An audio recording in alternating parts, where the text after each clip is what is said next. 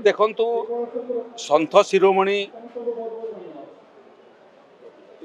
ରବିଦାସ ଜୀଙ୍କର ଆଜି ସାରା ଭାରତ ବର୍ଷରେ 650ତମ ପୁଣ୍ୟ ଜନ୍ମତିଥି ପାଳନ ହେଉଛି।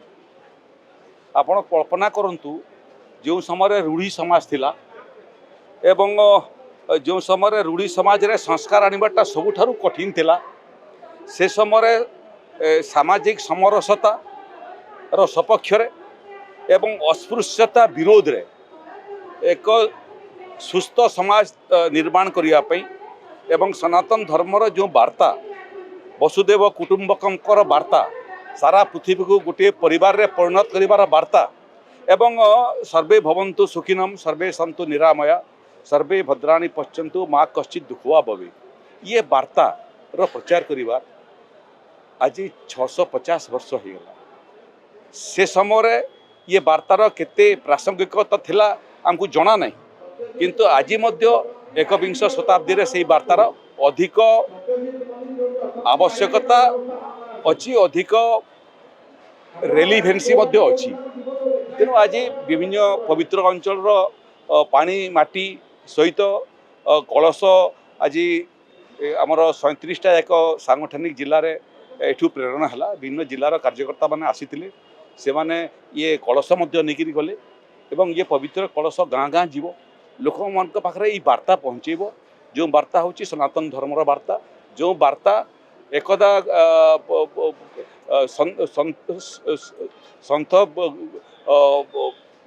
ମାନେ ସାରା ସମାଜକୁ ଉଦ୍ବୋଧ କରୁଥିଲେ ଏବଂ ସନ୍ଥ କବି ଭୀମ ଭୋଇଙ୍କର ମଧ୍ୟ ଯେଉଁ ବାର୍ତ୍ତା ଯେ ମୋ ଜୀବନ ପଛେ ନର୍କେ ପଡ଼ିଥାଉ ଜଗତ ଉଦ୍ଧାର ହଉ, କବି ଗଙ୍ଗାଧରଙ୍କର ବିଶ୍ୱ ଦେଖ ମଧୁମୟ, ଇଏ ବାର୍ତ୍ତାଟାକୁ ଗାଁ ଗାଁରେ ପହଞ୍ଚିବା ପାଇଁ, ସାମାଜିକ ସମରସତାକୁ ଆହୁରି ଦୃଢ଼ୀଭୂତ କରିବା ପାଇଁ, ଅସ୍ପୃଶ୍ୟତାକୁ ସମାପ୍ତ କରିବା ପାଇଁ, ଏକ ଜାତି ଶୂନ୍ୟ ସୁସ୍ଥ ସମାଜ ଗଠନ କରିବା ପାଇଁ ଆଜିଠାରୁ ଏହି କାର୍ଯ୍ୟକ୍ରମ ଆରମ୍ଭ ହେଲା।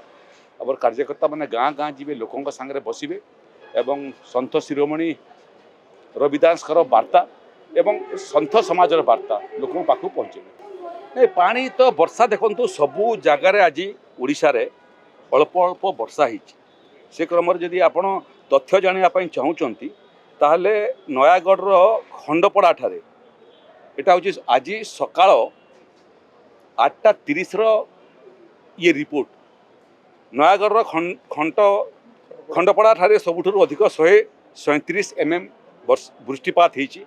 ସମ୍ବଲପୁରର କୁଚିଣ୍ଡାଠାରେ 115 mm ବୃଷ୍ଟିପାତ ହେଇଛି ଏବଂ କେନ୍ଦ୍ରାପଡ଼ାଠାରେ ମଧ୍ୟ 110 mm, କେନ୍ଦ୍ରାପଡ଼ାର ଡେରାବିଶଠାରେ 108 mm ଏବଂ ଏଇଭଳିଆ ଯାଜପୁରରେ ମଧ୍ୟ ବଡ଼ଚଣାଠାରେ 96 mm, ଦେବଗଡ଼ରେ ରିଆମାଲରେ ମଧ୍ୟ ବର୍ଷା ହେଇଛି।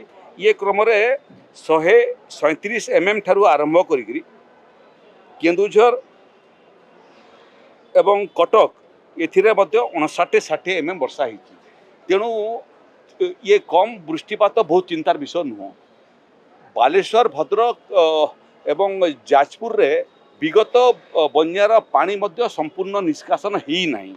ଜଳପତନ ଯଦି ଦେଖିବେ ମଧ୍ୟ ଆପଣ ଓଡ଼ିଶାରେ ମହାନଦୀର 3ଟା ଯାକ ଖୟରମାଲ, ଟିକରପଡ଼ା ଏବଂ ନରାଜ, ଏଥିରେ ମଧ୍ୟ ଜଳପତନ ସ୍ୱାଭାବିକ ଭାବରେ ୱାର୍ଣ୍ଣିଂ ଲେଭେଲ ଠାରୁ କମ୍ ଅଛି। ଏଠି କୁଶଭଦ୍ରା, ଦେବୀ, ବ୍ରାହ୍ମଣୀ, ବୈତରଣୀ, ବୁଢ଼ାବଳଙ୍ଗ, ସୁବର୍ଣ୍ଣରେଖା, ଜଳକାରେ ଟିକେ ପାଣି ପତନ ବୃଦ୍ଧି ପାଇଛି ଏବଂ ଋଷିକୁଲିଆ, ବଂଶଧାରା, ଇଏ ସବୁ ନଦୀରେ ମଧ୍ୟ ଜଳପତନ ବୃଷ୍ଟିପାତ କାରଣରୁ ବୃଦ୍ଧି ପାଇଛି। କିନ୍ତୁ ବର୍ତ୍ତମାନ ପର୍ଯ୍ୟନ୍ତ ଏଇଟା ୱାର୍ଣ୍ଣିଂ ଲେଭେଲକୁ ମଧ୍ୟ ପହଞ୍ଚି ନାହିଁ, ଡେଞ୍ଜର ଲେଭେଲ ଛାଡ଼ି ଦିଅନ୍ତୁ। ତେଣୁ ଆଜି ଦିନରେ ବର୍ତ୍ତମାନ ପର୍ଯ୍ୟନ୍ତ ଓଡ଼ିଶାର ଏହି ବୃଷ୍ଟିପାତ ଆଦୌ ଚିନ୍ତାର ବିଷୟ ନୁହଁ। ବୃଷ୍ଟିପାତ ହେଇଥିବା ଜାଗାରେ ପ୍ରକୃତରେ ପୂର୍ବ ବୃଷ୍ଟିପାତକୁ ଯୋଡ଼ି ଦେଲା ବେଳକୁ କିଛି କିଛି ସମସ୍ୟା ତିଆରି ହେଇଛି, କିନ୍ତୁ ସମ୍ପୂର୍ଣ୍ଣ ଅବସ୍ଥା ନିୟନ୍ତ୍ରଣାଧୀନ ଅଛି। ଏବେ ମଧ୍ୟ ରାଜସ୍ୱ ବିଭାଗର ଅଧିକାରୀମାନେ କ୍ଷତିପୂରଣ ଆବଣ୍ଟନ କାମରେ ଅଛନ୍ତି। ଏବେ କାହାକୁ ଉଦ୍ଧାର କରିବା କିମ୍ବା କାହାକୁ ରିଲିଫ୍ ସେଣ୍ଟରରେ ପହଞ୍ଚାଇବାର ଭଳିଆ ସ୍ଥିତି ଉତ୍ପନ୍ନ ହେଇନାହିଁ। ପ୍ରତ୍ୟେକ ଘଣ୍ଟା राजस्व एवं विपर्य परिचालना विभाग एवं तार सांगे सांगे पाणीपाग विभाग एवं जल संपद विभाग तीन जनकर कोऑर्डिनेशन रे निरीक्षण रखाई एवं प्रत्येक घंटा को घंटा तथ्य मत आम पाखे पहुँचुची दुईटा बेलर मध्य तथ्य जे 8:30 जो तथ्य थिला से तथ्य दुईटा बेले आउ बहुत परिवर्तन स्थिति आसी नहीं संपूर्ण परिस्थिति नियंत्रणाधीन लोके संपूर्ण सुरक्षित किंतु आपणकर माध्यम ओडिशावासी को एवं मूलतः उत्तर ओडिशा मध्य ओडिशा एवं केतेकांशरे दक्षिण ओडिशार लोक मान को आमर निवेदन सतर्क रहंतु परिस्थिति प्रति सेमाने मध्य दृष्टि दिंतु कौन परिस्थिति रे सरकारी साहाय्यर आवश्यकता आवश्यक पड़े निकटतम तहसिल ऑफिस ठारू आरंभ करी block development officer ADM collector किबा सीधा राजस्व विभाग एवं विपर्य परिचालन विभाग सांगे मध्य संपर्क रखिपारे ओडीआरएफ एनडीआरएफ एवं अग्निशम बाहिनी मध्य ऑन देयर टू प्रस्तुत अछंती टिके केउठी आवश्यक पड़ले त्वरित गति रे सेमाने मध्य सेवा काम उद्धार काम नियोजित हो पारे परिस्थिति संपूर्ण नियंत्रण अच्छी आम संपूर्ण प्रस्तुत अच्छु कौन परिस्थिति रे लोकंकर कौन विचलित होबार आज दिन में संभावना नहीं समस्ते सतर्क रही था विचलित हूँ नहीं चिंतित हूँ नहीं।